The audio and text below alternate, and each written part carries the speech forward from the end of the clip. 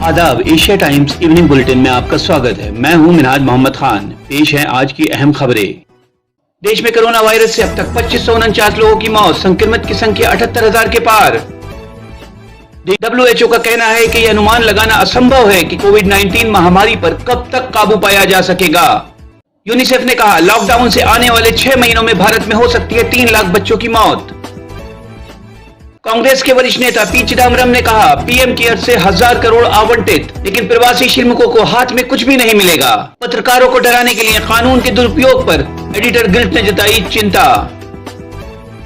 Corona संकट के बीच भी चल रहा है राजनीति का बाजार। ममता और मोदी सरकार की लड़ाई के बीच पिस रही है बंगाल की जनता। मात्र 500 रुपए की दिहाड़ी पर कोरोना से जंग लड़ रहे MBBS इंटर्न। 2 महीने हो गए, अब तक पैसा नहीं मिला। 3 राज्यों में हुए श्रम कानून में बदलाव के खिलाफ जनहित में याचिका दाखिल। देश में कोरोना वायरस संक्रमण से पिछले 24 घंटे में 134 लोगों की मौत के बाद मृतकों की संख्या बढ़कर 2549 तक पहुंच गई है। संक्रमण के 3722 नए मामले सामने आए हैं, जिसके बाद संक्रमितों की कुल संख्या 78,000 के पार हो गई है।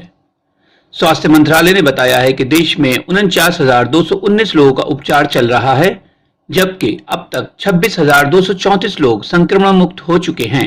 अब तक अगर परसेंटेज में देखा जाए तो 33.63% मरीज स्वस्थ हो चुके हैं। विश्व स्वास्थ्य संगठन के इमरजेंसी प्रमुख डॉक्टर माइकल रियान ने कहा है कि यह अनुमान लगाना असंभव है वैश्विक महामारी पर कब तक नियंत्रण पाया जा सकेगा। बुधवार एक संवाददाता सम्मेलन में उन्होंने कहा, संभवतः ये वायरस कभी नहीं जाए। उन्होंने कहा, कोविड-19 से संक्रमित लोगों की संख्या अभी तक कम है।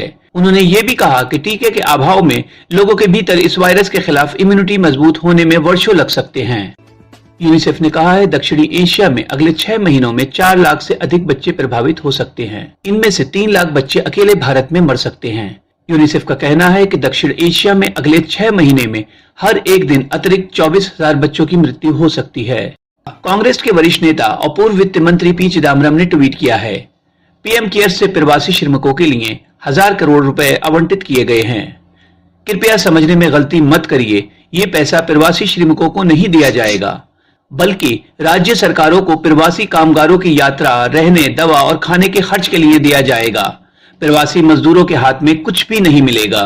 एडिटर गिल्ड्स ऑफ इंडिया ने देश के विभिन्न हिस्सों में पत्रकारों को डराने के लिए आपराधिक कानून के दुरुपयोग के बढ़ते मामलों पर चिंता व्यक्त की है। गिल्ड का कहना है कि फेस ऑफ नेशन नामक एक गुजराती समाचार पोर्टल के संपादक और मालिक धवल पटेल को न केवल हिरासत में लिया गया, बल्कि उनके खिलाफ राजद्रोह और आपदा के कानून के तहत मुकदमा भी दर्ज किया गया है। कोरोना संकट के इस दौर में केंद्र सरकार और पश्चिमी बंगाल की मुख्यमंत्री ममता बनर्जी की बहस के बीच जनता पर ध्यान नहीं दिया जा रहा। ममता बनर्जी केंद्र सरकार पर कोरोना वायरस के दौरान भी राजनीति करने का आरोप लगा रही है। वहीं केंद्र सरकार ममता की राज्य सरकार की नीतियों पर सवाल उठा रही है। आरोप प्रत्यारोप का सिलसिला जारी है, लेकिन इस बीच जनता की सुध लेने वाला कोई नहीं है। बिहार में कोरोना जैसी महामारी में फ्रंट लाइन पर काम कर रहे स्वास्थ्य कर्मियों को समय पर पैसा नहीं दिया जा रहा है।